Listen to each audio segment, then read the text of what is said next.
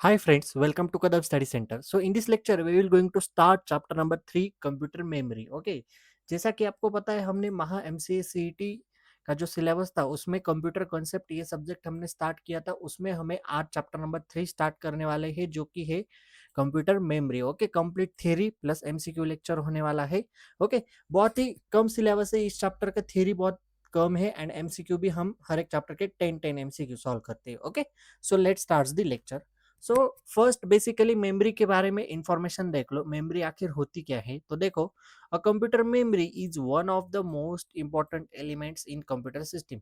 Computer system में अगर memory ना हो तो कंप्यूटर चल सकता है क्या? नहीं चल सकता है. इसलिए कंप्यूटर सिस्टम में मेमोरी एक मोस्ट इंपॉर्टेंट एलिमेंट है. Computer can not process any task without it. Memory के अलावा यानी मेमोरी अगर नहीं हो तो कंप्यूटर कोई भी टास्क परफॉर्म नहीं कर सकते, यानी हमारे सिस्टम में कोई भी टास्क परफॉर्म नहीं हो सकता. Okay, it can be internal और एक्सटर्नल. मेमोरी दो तरह की हो सकती है, इंटरनल और external. Storage area which holds the data and instructions. So memory के अंदर क्या होता है? Instructions and data needed to process data in form of binary numbers. तो वो जो डेटा होता है वो किस फॉर्म में प्रोसेस होता है? Data and instructions binary numbers के फॉर्म में. ओके, आपने इलेक्ट्रॉनिक्स सब्जेक्ट अगर पढ़ा होगा तो आपको बाइनरी नंबर्स के बारे में पता होगा. Okay, so computer memory can be classified into two types. दो टाइप्स में कंप्यूटर मेमोरी क्लासिफाइड की जाती है. फर्स्ट है प्राइमरी मेमोरी, सेकंड है सेकेंडरी मेमोरी. ओके, तो हमें प्राइमरी एंड सेकेंडरी दोनों मेमोरी देखनी है. ओके, सो फर्स्ट देखते हैं प्राइमरी मेमोरी. प्राइमरी मेमोरी क्या कहती है? It usually refers to the chips और modules directly connected to the motherboard. So जो मॉड्यूल्स या फिर जो चिप्स होते हैं, जो पार्ट्स होते हैं जो डायरेक्टली मदरबोर्ड को कनेक्ट होते हैं, उसे हम प्राइमरी मेमोरी कहते हैं. It is also known as main memory. तो प्राइमरी मेमोरी को ही हम मेन मेमोरी भी कह सकते हैं. It is internal storage memory use by computer to hold data and instructions. Internal storage memory होती है एंड उसको कंप्यूटर होल्ड करता है. डेटा एंड इंस्ट्रक्शंस जो उसके अंदर होते हैं, परफॉर्म होते हैं, उसे होल्ड करके रखता है. The primary memory has limited storage capacity. So इसकी स्टोरेज कैपेसिटी कैसी होती है? लिमिटेड होती है. आपको ये याद रखना है कि प्राइमरी मेमोरी की dash dash storage capacity. Okay, primary memory has dash dash storage capacity, so limited storage capacity. There are two types of primary memory. Okay, so दो तरह के हमारे पास प्राइमरी मेमोरी है. फर्स्ट है रैम एंड सेकंड है ROM. Okay, तो दोनों को अच्छी तरह से देखते हैं. रैम, रैम यानी क्या? Random access memory. आपने रैम के बारे में पढ़ा होगा. 4 GB RAM, 6 GB RAM, 16 GB RAM, 24 GB RAM, 32 GB RAM, okay, 12 GB RAM. ये रैम के बारे में आपने पढ़ा होगा. तो आखिर रैम क्या है? चलो डिटेल में पढ़ते हैं. RAM is a volatile memory. Volatile memory है. वोलाटाइल मेमोरी मतलब प्राइमरी मेमोरी है. ओके, वोलाटाइल को ही हम प्राइमरी मेमोरी कहते हैं. Which means the data is lost when the computer is turn of. जैसे ही जो भी डेटा रैम के अंदर स्टोर होता है, रैम के अंदर भी प्राइमरी डेटा स्टोर होता है. ओके, हमें पता नहीं होता, लेकिन रैम के अंदर आपको दिखती है, देखो 30% रैम यूज, 50% रैम यूज, तो रैम के अंदर भी डेटा स्टोर होता है. सो जो डेटा रैम के अंदर स्टोर होता है, तो रैम वोलेटाइल मेमोरी है यानी प्राइमरी मेमोरी है. तो जैसे ही आपकी सिस्टम शटडाउन होती है, आपकी सिस्टम ऑफ होती है, वो डेटा लॉस्ट हो जाता है. ओके, सो देखो फीचर्स क्या है रैम के? Data can be read and written. Data को रीड करना एंड राइट करना. Provide fast access to data. Fast access, RAM की जितनी ज्यादा रैम उतनी ज्यादा fast access. Okay, stores currently running program and data. जो करंटली रनिंग है उसे स्टोर करके रखता है. सपोज मैं ये लाइन खींच रहा हूँ, ये रैम के अंदर स्टोर हो रही है. जैसे ही मैं सिस्टम को शट डाउन करूंगा, ये लाइन ऑटोमेटिकली मतलब ऑटोमेटिकली लॉस्ट हो जाएगी. Okay, temporary storage memory. इसलिए रैम क्या है? टेम्पररी स्टोरेज मेमोरी है. रैम की यूजेस देखो. Running applications and software. Software and applications run करने के लिए रैम की जरूरत होती है. विदाउट रैम हमारी सिस्टम कोई काम की नहीं होती. Okay, storing temporary data during processing. फिर से टेम्पररी डेटा यानी करंटली जो डेटा प्रोसेस हो रहा है, जो डेटा रनिंग में है, उसे स्टोर करके रखता है. Supporting multitasking operation. Multitasking operations को सपोर्ट करती है. ओके, सो जितनी ज्यादा रैम उतनी देखो 4 GB रैम में थोड़े से मल्टीटास्किंग ऑपरेशंस परफॉर्म होते हैं. 16 GB रैम में उससे ज्यादा मल्टीटास्किंग ऑपरेशंस परफॉर्म कर सकते हैं हम. ओके, सेकंड पढ़ते हैं रोम. रोम के बारे में हम भी पढ़ना है. Read only memory. ROM is a non volatile memory. Non volatile यानी प्राइमरी नहीं है. तो प्राइमरी नहीं मतलब कौन सी है? सेकेंडरी है. Which means the data remain store even the when computer is turn off. अगर हमारी सिस्टम ऑफ भी होगी तो भी डेटा स्टोर हो सकता है। फीचर्स क्या है, स्टोर परमानेंट इंस्ट्रक्शंस यानी permanently instructions and data store होता है। Mainly use for reading data, data को रीड करने के लिए यूज की जाती है। Data is retain permanently, retain यानी सेव करके रखता है। Contents firmware required to start the computer, तो इसके अंदर फर्मवेयर होते हैं। फर्मवेयर फाइल्स के बारे में आपने सुना होगा। तो स्टार्ट करने के लिए हमें रोम की जरूरत होती है। अगर रोम ही नहीं है हमारे सिस्टम में तो हम कंप्यूटर को स्टार्ट नहीं कर सकते। ओके, यूजेस देखो रोम के, storing BIOS and UEFI firmware. Firmware होते हैं उसके अंदर सपोर्टिंग द बूटिंग प्रोसेस, यानी जो हमारे बूटिंग प्रोसेस होती है, देखो स्टार्टिंग या फिर वेलकम ऐसे नेम आता है स्टार्टिंग में, तो वो रोम की वजह से प्रोसेस होता है, बूट होती है हम, यानी हमारी सिस्टम बूट होती है।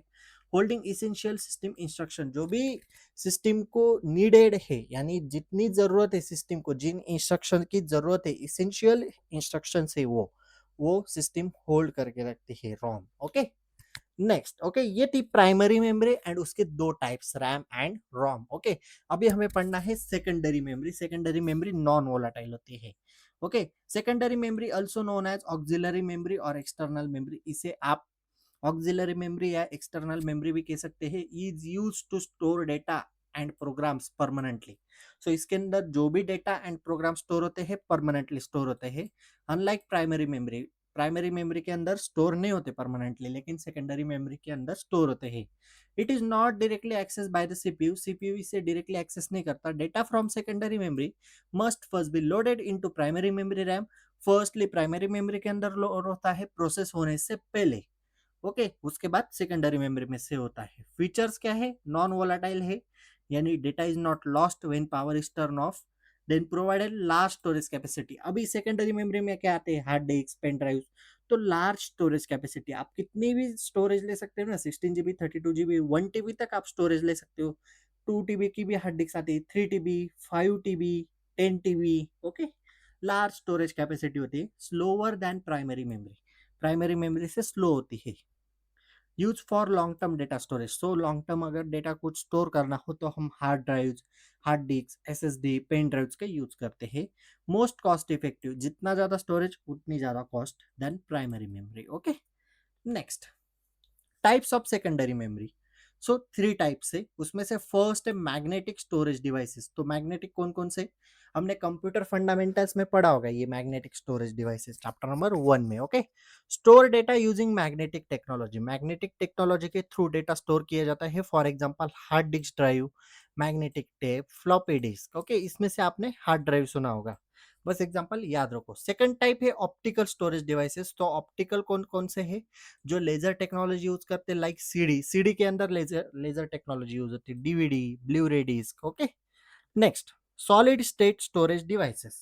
सो सॉलिड स्टेट कौन कौन से है, SSD, pen drive and memory card. Okay, next, cache memory. Okay, primary memory हो गई, सेकेंडरी मेमोरी हो गई। कैचे मेमोरी क्या है, अपने मोबाइल में ऑप्शन देखा होगा, क्लियर कैचे, ओके, या फिर रिमूव कैचे डेटा। तो कैचे क्या होता है, हम जब भी कोई सिस्टम स्टोर करते हैं तो कोई टेम्पररी फाइल, सॉरी, हम कोई भी सिस्टम अगर रन करते हैं, सपोज मैं लैपटॉप को रन कर रहा हूँ, मैं कुछ टास्क परफॉर्म कर रहा हूँ, तो टेम्पररी फाइल्स या फिर कुछ कैचे डेटा कलेक्ट होता है। ओके, जो हमारे काम का नहीं होता वो ऐसे ही स्टोर होता है, तो उसे रिमूव करना पड़ता है, वो कैचे डेटा होता है। तो देखो, पढ़ते हैं cache memory. Cache memory is a high speed memory located between CPU and the main memory RAM, दोनों के बीच में लोकेटेड है। It store frequently uses data and instruction, देखो जो भी हम इंस्ट्रक्शन देते हैं उसे स्टोर करके रखता है। That the CPU can access quick memory, improving overall performance of computer. तो इससे क्या होता है, वो डेटा स्टोर करके रखता है, जो भी हम इंस्ट्रक्शन देते हैं, तो सीपीयू क्या करता है, अगर हमने उसे रिमूव नहीं किया तो ओवरऑल सीपीयू की स्पीड बढ़ जाती है, क्योंकि पहले से उसे कुछ इंस्ट्रक्शंस याद रहते हैं। ओके, सो फीचर्स क्या है, very high speed memory located close to और inside the CPU, store frequently uses data and instruction, जो बार बार हम डेटा यूज कर रहे हैं उसे स्टोर करके रखता है। Reduce the time required to access the data from RAM, RAM से डेटा एक्सेस करने के लिए जितना टाइम लग रहा है उससे कम टाइम लगता है। Smaller in size but faster than RAM. Okay, most expensive. Working क्या है, CPU first check the cache memory for required data, CPU check करता है कि इसका कुछ कैचे डेटा है या फिर नहीं, यानी रॉ डेटा है या फिर नहीं।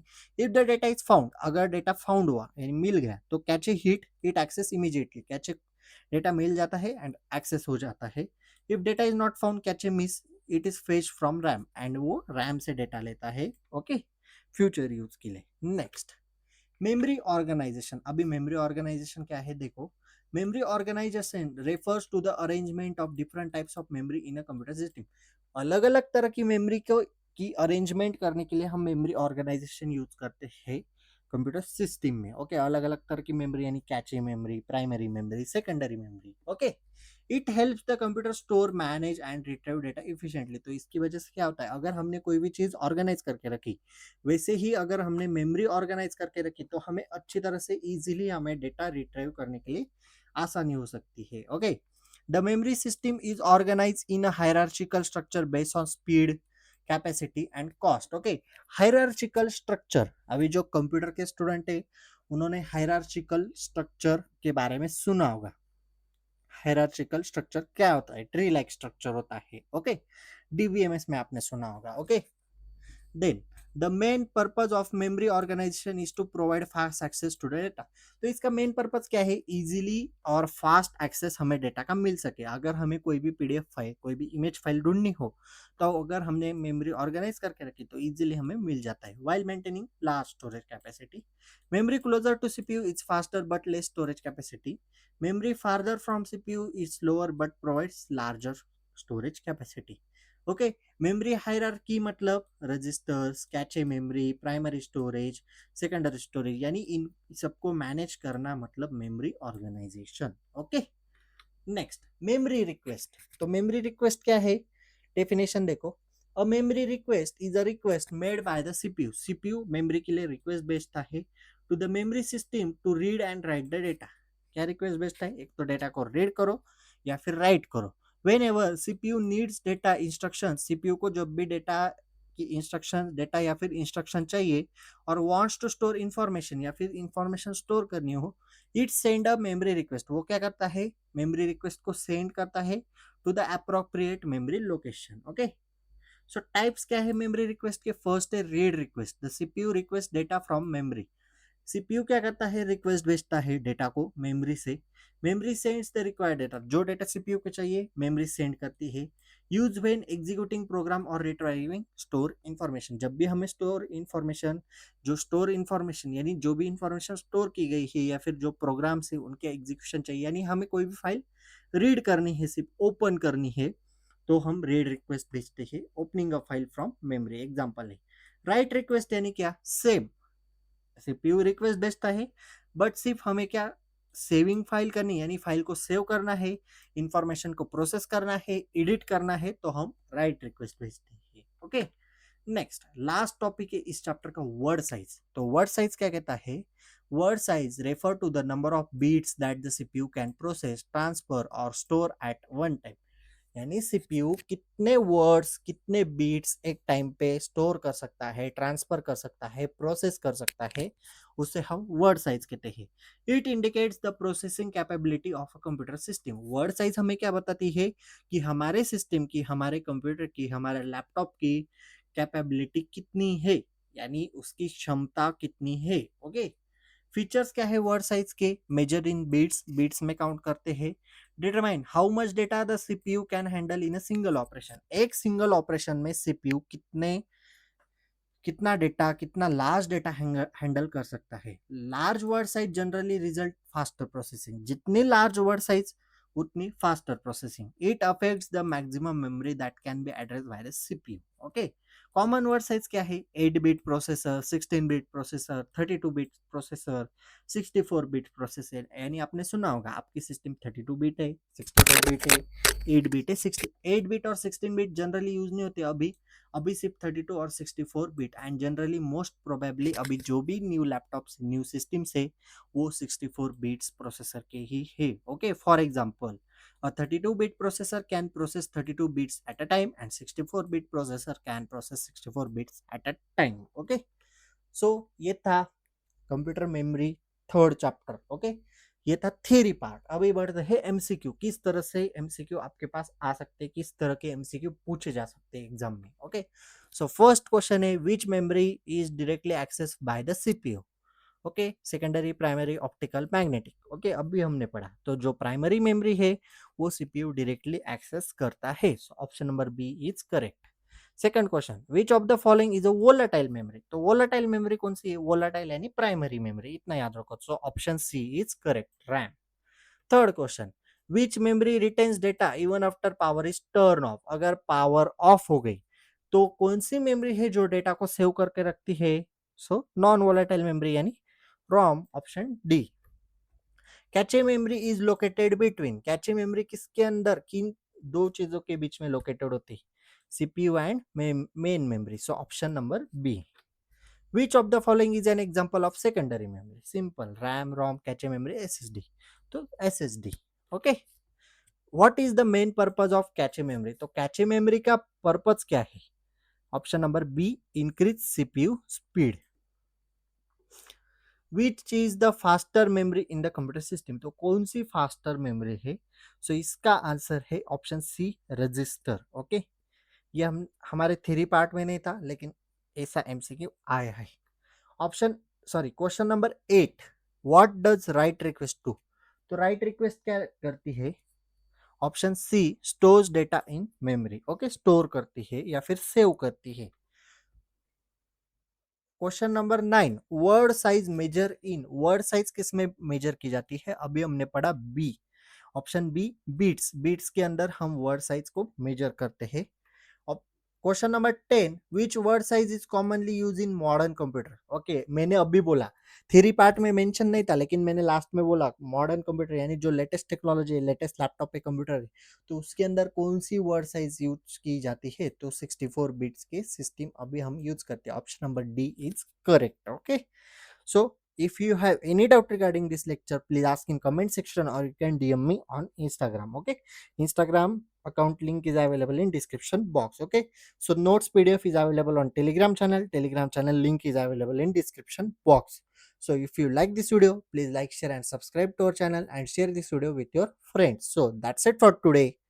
Till then, tata, bye bye.